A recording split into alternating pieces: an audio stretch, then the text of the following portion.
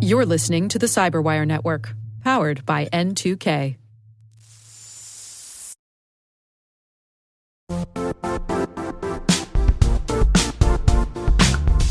Are you ready for AI in cybersecurity? Demand for these skills is growing exponentially for cybersecurity professionals. It's why CompTIA, the largest vendor-neutral certification authority, is developing SecAI Plus.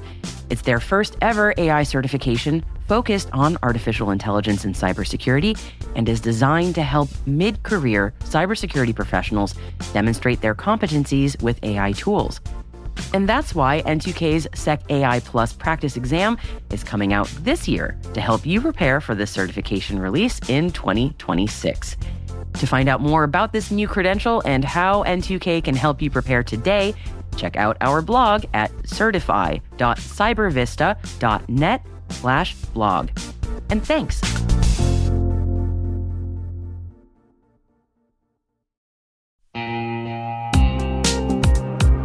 At Thales, they know cybersecurity can be tough and you can't protect everything. But with Thales, you can secure what matters most. With Thales's industry-leading platforms, you can protect critical applications, data, and identities, anywhere and at scale with the highest ROI. That's why the most trusted brands and largest banks, retailers, and healthcare companies in the world rely on Thales to protect what matters most: applications, data, and identity. That's Thales. Thales. Learn more at thalesgroup.com/cyber.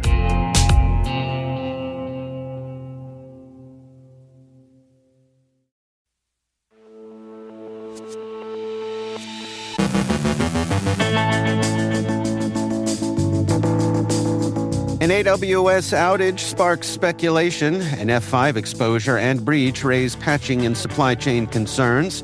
Salt Typhoon breaches a European telecom via a NetScaler flaw. A judge bans NSO group from WhatsApp. China alleges irrefutable evidence of NSA hacking. ConnectWise patches adversary in the middle risks. A Dolby decoder flaw enables zero-click remote code execution on Android. We've got a cyber M&A and funding surge that signals a busy consolidation cycle. Our guest is Jeff Collins, CEO of Wanaware, sharing how hospital consolidations are reshaping IT asset visibility and what it takes to close those gaps. And one man's quest to make AI art legit.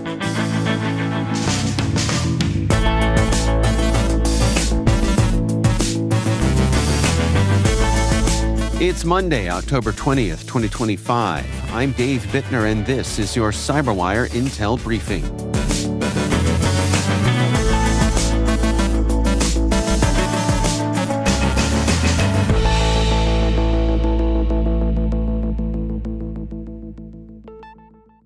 Thanks for joining us here today. It is great to have you with us and good to be back from a lovely week-long vacation last week.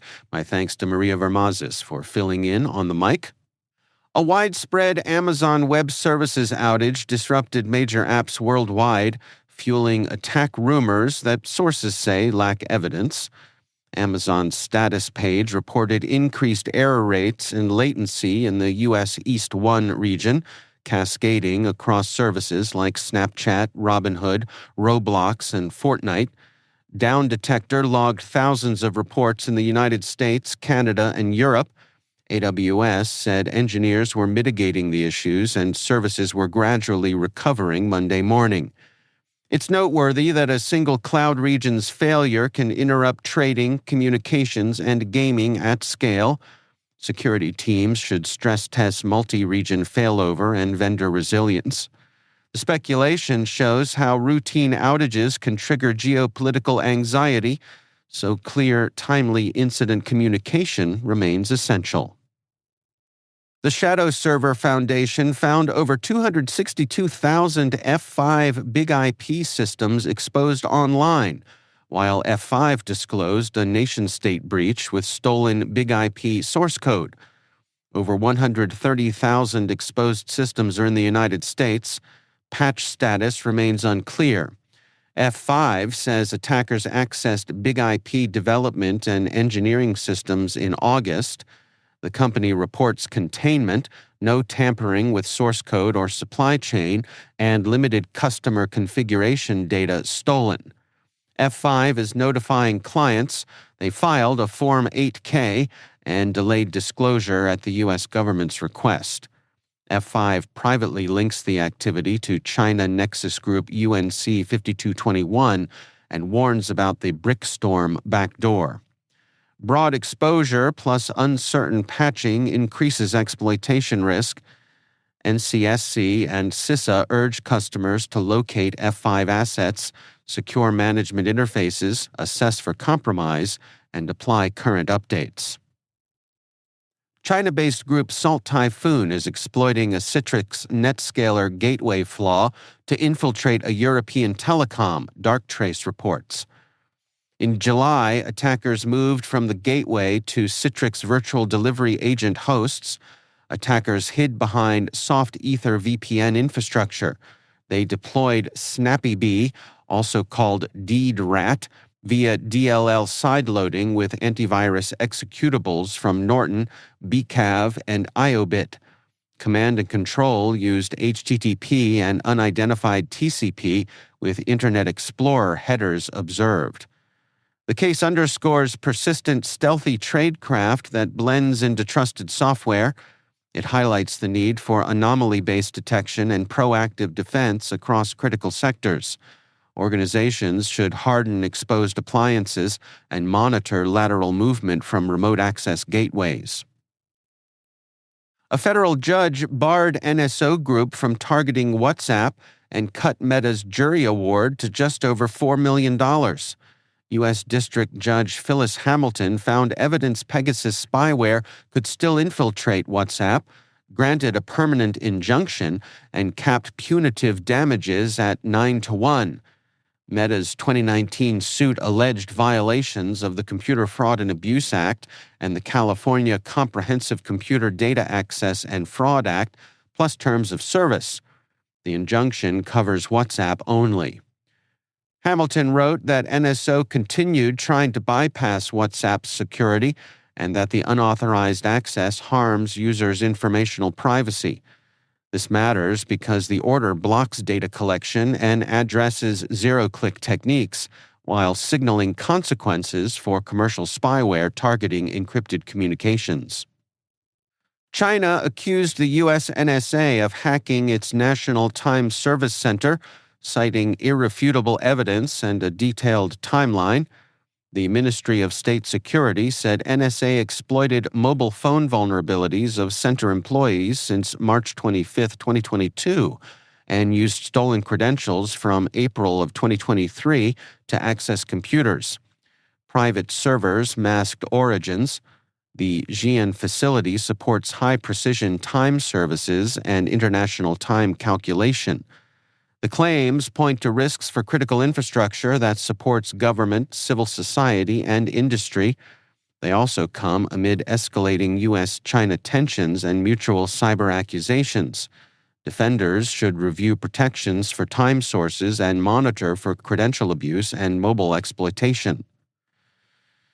ConnectWise has patched 2 adversary-in-the-middle flaws, urging on-prem customers to update and enforce TLS 1.2.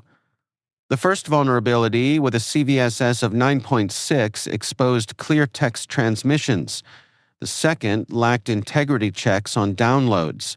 Agents configured for HTTP or weak encryption risked intercepted communications or malicious update replacement.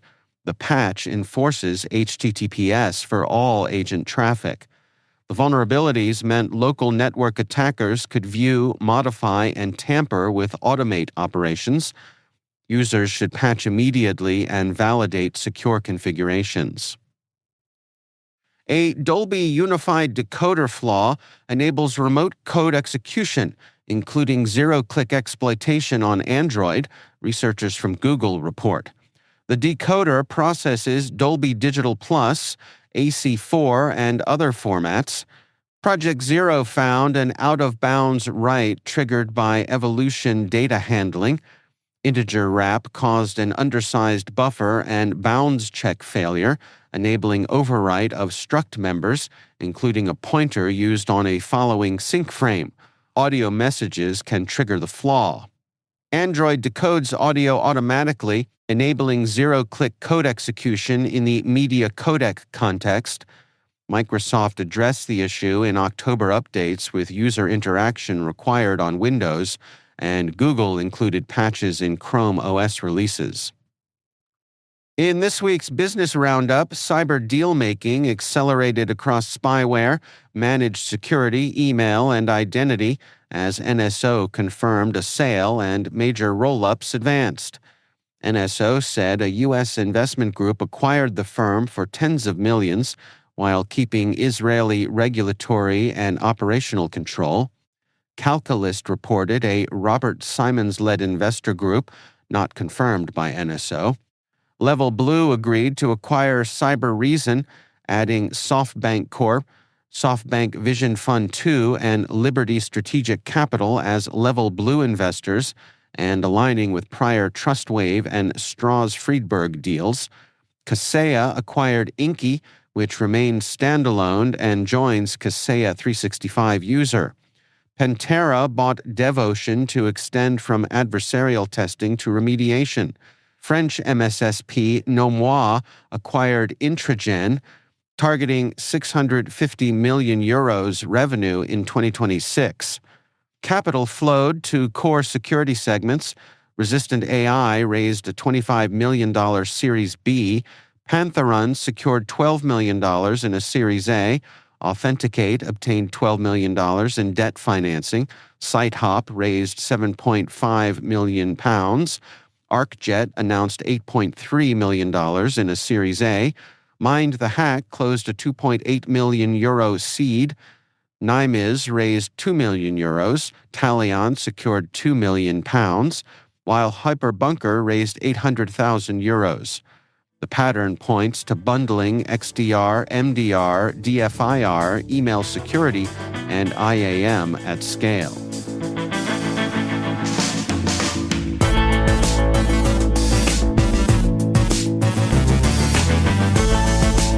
Coming up after the break, Jeff Collins from WANaware shares how hospital consolidations reshape IT asset visibility and what it takes to close those gaps. And one man's quest to make AI art legit. Stay with us.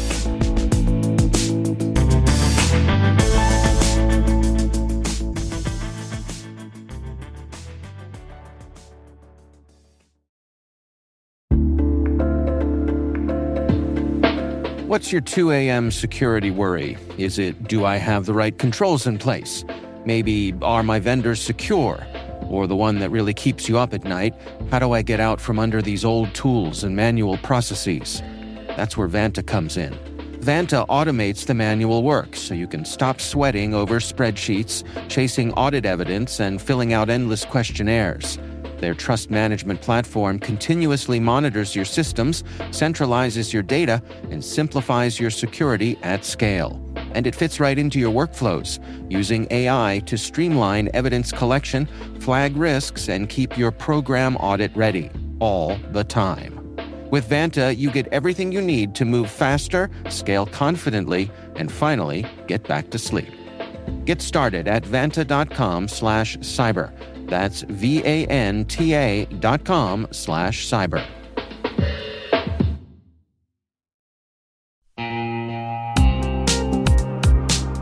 And now, a word from our sponsor.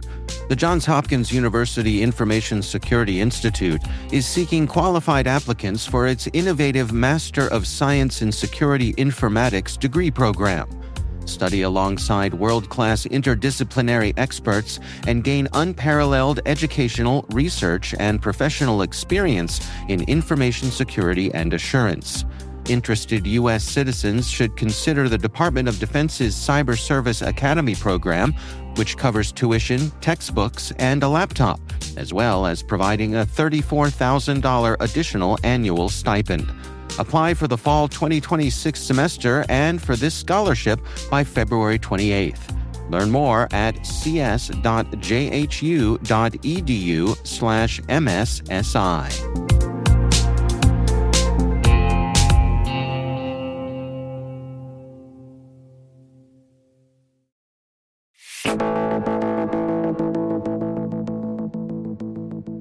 Jeff Collins is CEO of WANaware. I recently sat down with him to learn how hospital consolidations are reshaping IT asset visibility and what it takes to close the gaps. When we think about hospitals, especially healthcare institutions holistically over the last, let's call it 5 years, definitely. This even occurred prior to that. But there's a lot of consolidation going on. Lots of mergers, lots of acquisitions, lots of large institutions buying up smaller hospitals, buying up smaller clinics, ambulatory surgery centers, etc. One of the things that we found is as those acquisitions happen, a lot of risk is happening within those organizations, specifically within the realm of assets that they just don't know about, which creates security and operational concerns and constraints. Whether those assets are laptops or desktops, maybe they're a machine that is used by a doctor or a nurse, IoT devices, smart healthcare systems, smart EKGs, smart patient monitors, all those types of things. We see large amounts of these gaps within the healthcare space. Yeah, I mean, I can imagine just anybody who's visited a hospital lately, there's just so many devices. And of course, they're all connected in one way or another these days. To what degree is this a matter of devices that are in active use or devices that are sitting in a storeroom somewhere, or is it a combo of both? Well, where we see the gap is really, certainly active devices become problematic. The devices that are even more problematic, though, are those devices that are technically active, but nobody knows about them. They're connected to the hospital Wi-Fi network. They're connected to an Ethernet jack plugged into a wall somewhere. Those are the ones that become even more problematic because nobody knows they exist. They're not patched. They're not maintained. They're not controlled. Sometimes they have ubiquitous access outbound or ubiquitous access inbound, where, if we're thinking about it from a security perspective, a bad actor outside of the four walls or even inside of the four walls of a hospital can leverage those, or inside of a healthcare facility. When we think about operational risk, oftentimes those devices have risks. They can generate DDoS attacks. They can be leveraged to perform a whole multitude of attack vectors inside of a healthcare institution. Sometimes those devices are unknown, but they're part of something that is known. Maybe it's a back-end system that's required for an MRI or for a CAT scan. That device goes down. Nobody has any idea that a device exists, and that becomes problematic across the board within that healthcare institution, regardless of if they're a hospital or a physician's office or a surgery center or whatever it may be. So what is the typical fallout when a merger happens between a couple of medical facilities and they suddenly find they have to blend all of these devices? Yeah. So what we've seen, certainly within our surveys that we've sent out, and we do lots of surveys each year to try to understand what is the scope of this. When we look at those surveys, certainly high percentages of organizations don't know everything that they have. When we think about fallout is somewhat harder to measure. We can look at fallout in the realm of publicly disclosed breaches. Certainly, there's, those keep continuing upward in trajectory. We see more and more of those every single year. As we see those breaches, those give us a good insight into what's going on, primarily because generally those breaches are disclosed where they started, and oftentimes they're started from a machine that's either known or unknown, or a machine that has some level of compromise that could be leveraged by an attacker. Operational risks become harder because oftentimes those don't get disclosed to the general public because there's not really a regulatory constraint unless something happens and a patient outcome is affected directly, which is extremely problematic. But the reporting within that and the reporting of such is certainly noticeably less. Well, I mean, obviously, this is your area of expertise, being able to inventory what's on someone's network. Can you help us understand, like, where do we stand today? What is the state of the art when it comes to best practices for trying to get a handle of what exactly you've got on your network? Yeah, so certainly best practice today is to leverage technologies that allow organizations to, number one, understand what assets they have without creating operational or security risk to the organization. There's lots of technologies out there that will do scanning, that you can deploy agents, you can deploy all those things. The risk is that anytime you do a scan, or anytime, especially if it's an authenticated scan, and anytime you deploy agents, that creates additional risk for the organization. As we talk to healthcare institutions, whether those are hospitals or all the way down the line, we find that generally speaking, they have technologies already that they could leverage to get this information. They just historically haven't had a great capability of correlating that data, tying it all collectively together, and being able to action on it. And so as we talk to organizations, that's really the big piece that we push on is, don't go buy and deploy new scanners, or don't go and deploy new agents. That creates additional risk, but rather leverage the technologies you have, whether they're endpoint protection technologies, whether they're existing firewalls, and all those individual components, and then how you can take all of that and collectively understand the scope of what you have organizationally, and you can now quantify your risk, understand that, and then ultimately over time minimize and mitigate that risk, both from a cybersecurity as well as an operational perspective. What happens once you've gotten past that initial evaluation period, and now you've got, let's call it, ongoing monitoring of the situation? Because an organization like a hospital is practically a living, breathing organism of its own, right? Things are constantly changing when you're running a place at that scale. Yeah.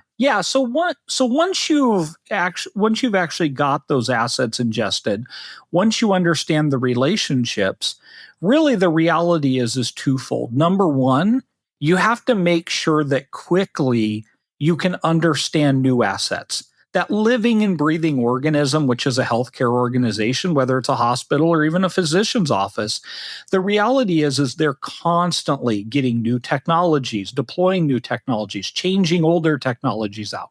That is a constant change that's happening. The reality is you have to be able to keep up with that. Getting an understanding of everything we have today is certainly, that's a benefit, and we should applaud for that. But when the world changes tomorrow, there's only so much that we can rest on our laurels. And so the reality is that we have to continuously be able to understand new things coming in. We have to have flexible systems that allow changes in technology, that allow innovation, which is drastically happening inside of the healthcare environment. All of us hear about AI, and we hear about how AI is changing all of this, and how AI is changing patient outcomes and technology stacks. And we have machine learning going on, and we have massive scale data lakes and data warehouses happening. All those things occur, but really that first big piece is you have to be able to adapt and change as your environment evolves. The second major piece is, once you've had that capability of evolving and understanding and being able to change with the business, the second thing you really have to do is to be able to action upon that. So just because you have things and just because you have knowledge, if there's an outage, you have to have the ability to resolve that quicker. Outages are operational. If there's a breach, you have to be able to get to the source. Understanding what we call the blast radius. When something happens, whether that's operational or cybersecurity related, that happens generally in one device or in one application. But that expands and grows oftentimes across an organization. If it's a breach, maybe it's one machine that was originally breached. And then that grew to 100 or 1,000 or sometimes even more than 1,000 machines. If it's an operational risk, that may have been one machine that went down, but that was crucial in, let's say, the entire EHR system or the entire EMR system. That one individual machine became something that problematically took out the entire healthcare organization. And really that resolution time of being able to leverage this, provide benefit to the business itself is crucially important. What's your advice for that security professional who's looking at their own situation and is feeling intimidated by the potential for what they're going to find out? Right? They're afraid that they might be overwhelmed with the information that's going to be presented to them. Well, what I would say is every healthcare cybersecurity professional should be concerned. The reason why is because what's happened historically, anytime they've heard, I can get more information, what that is equated to is more non-actionable alerts, more non-actionable events. That's the reality of what has happened. If I go back in my history, 25 years in technology, all of us that have been in the space a long time, that's what we've heard for 25 years. You can get this brand new technology and it'll give you all the insight in the world. And the reality is it was a whole bunch of alerts and a whole bunch of events that just wasted time. It's what cybersecurity people call the false positive. False positives are what break everything. That's what creates the work effort that can't be resolved. The key is you have to do this without getting false positives. Now, how do we do that? You do it by understanding context. Cybersecurity professionals understand that things are false positive because they understand the context around that alert. They can look at that alert, they can see it's associated with this device. They understand if they have a compensating control that might be mitigating that. They understand if it's, siloed. Maybe it's in a zero trust model where it's only that machine. Sure, that machine is breached. It's very low priority and very low risk to the organization.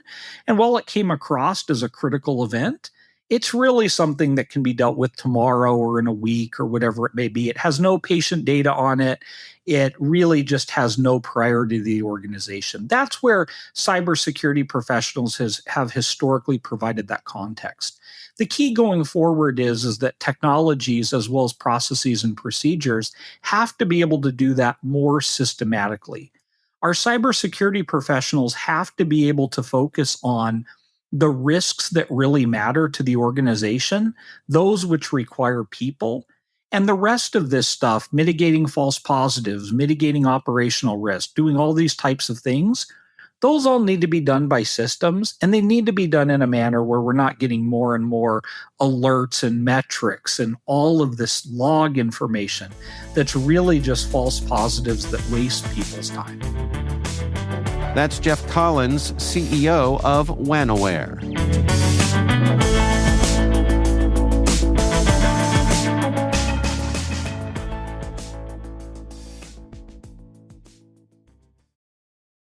This episode is brought to you by Indeed.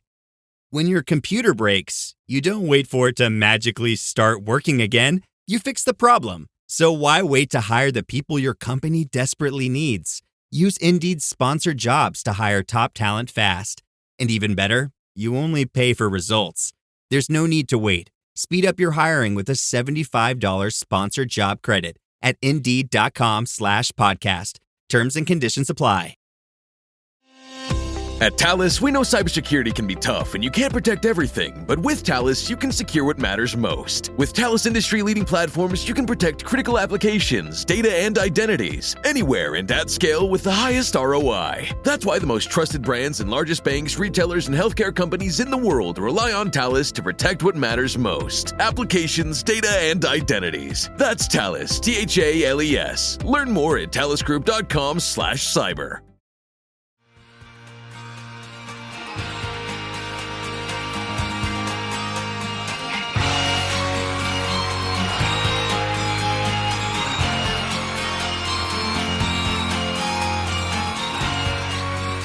And finally, Jason Allen is still fighting to prove that a robot-assisted masterpiece can, in fact, belong to its human co-pilot. In 2022, Allen stunned and infuriated the art world by winning the Colorado State Fair's Fine Arts competition with an image spun up by Midjourney, the then-new AI art generator. Since then, he's spent 3 years in legal limbo, trying to convince the U.S. Copyright Office that his digital muse didn't steal his thunder. In August, he filed yet another brief, hoping to claim authorship over Théâtre d'Opéra Spatial and, conveniently, to sell limited edition oil print allographs of it that promise the gravitas of a 19th century masterwork, minus the hand cramps. Allen insists the creative act lies in the hundreds of prompts he typed to coax the machine into beauty. Whether the courts will agree is anyone's guess. Whether it's art or algorithm, Allen's work has definitely sparked some creative debate.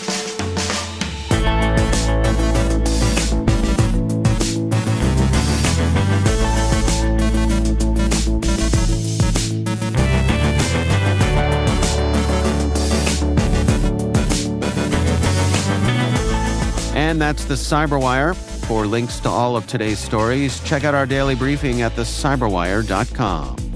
We'd love to know what you think of this podcast. Your feedback ensures we deliver the insights that keep you a step ahead in the rapidly changing world of cybersecurity. If you like our show, please share a rating and review in your favorite podcast app. Please also fill out the survey in the show notes or send an email to cyberwire@n2k.com. N2K's senior producer is Alice Carruth. Our CyberWire producer is Liz Stokes. We're mixed by Trey Hester with original music by Elliot Peltzman. Our executive producer is Jennifer Iben. Peter Kilpie is our publisher, and I'm Dave Bittner. Thanks for listening. We'll see you back here tomorrow.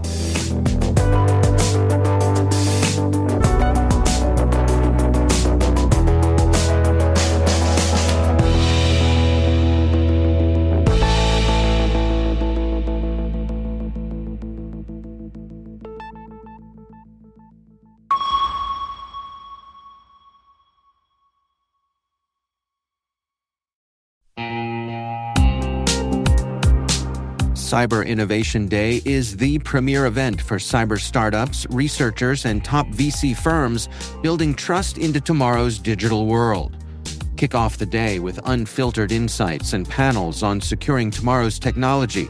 In the afternoon, the 8th annual Data Tribe Challenge takes center stage as elite startups pitch for exposure, acceleration, and funding. The Innovation Expo runs all day, connecting founders, investors, and researchers around breakthroughs in cybersecurity. It all happens November 4th in Washington, D.C.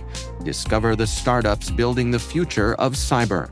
Learn more at cid.datatribe.com.